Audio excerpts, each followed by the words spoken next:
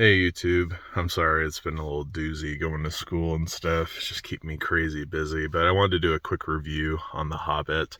I really enjoyed The Hobbit. I thought there was a lot of joy in it, funny enough. When you see interviews with Tolkien, you see him like smiling all the time and stuff. And I feel like that really comes through his writing. You could see where he loves adventure and things that challenge to become a better person and things like that. I also noticed that in The Hobbit, the disdain for war is communicated pretty well in the chapter where the big battle of the five armies happens and Bilbo gets knocked out and he wakes up and sees the aftermath.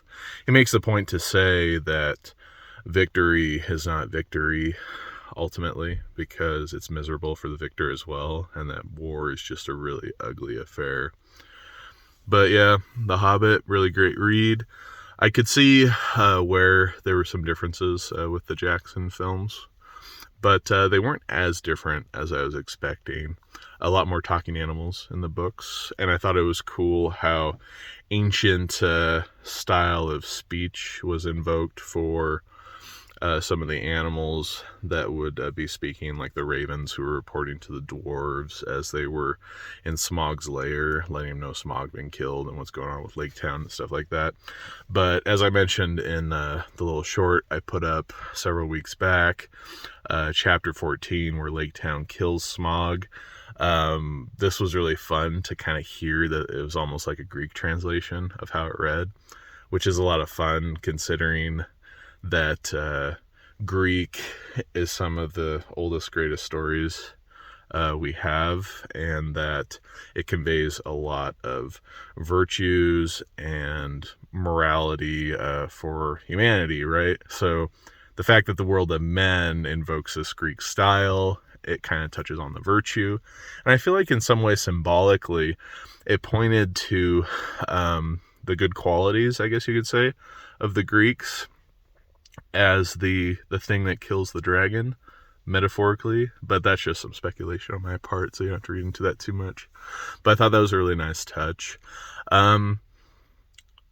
It truly is an adventure book. It follows Bilbo and goes through all this. You hear how he wants to go home all the time, but he cares. He cares about the dwarves. He cares about their home being gone, and he's wanting to serve and to make things right. And you see where there's like a good message to it with that.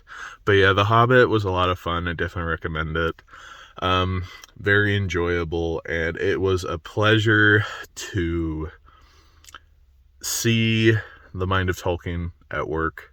And that ultimately is what is so fun about his books, is just spending time with him, because he was a really smart guy. Studying so many languages, he definitely learned a thing or two. And unfortunately, a lot of that richness is lost on things like the Rings of Power. I won't dwell on that too much, but Tolkien was a treasure trove of knowledge, and it reflects in his writing. And in this, I would say, read The Hobbit, read Tolkien books, and I will let you guys know once I get through the Fellowship of the Ring. Might be a little while, because I'm pretty swamped with school. 15 credits is a lot, as it turns out. But yeah, keep reading, keep enjoying good stories. The Hobbit is certainly one to enjoy. And on a side note, Andy Serkis, oh my goodness, him narrating the audiobook on Audible. Oh my gosh, that was just crazy. Like, his Smaug and then changing to the different characters, it made it a lot of fun. So even if you read The Hobbit before, you might enjoy giving it a listen just to see what Andy Serkis does. But anyway, that's my review. I will catch you all on the flippity flop.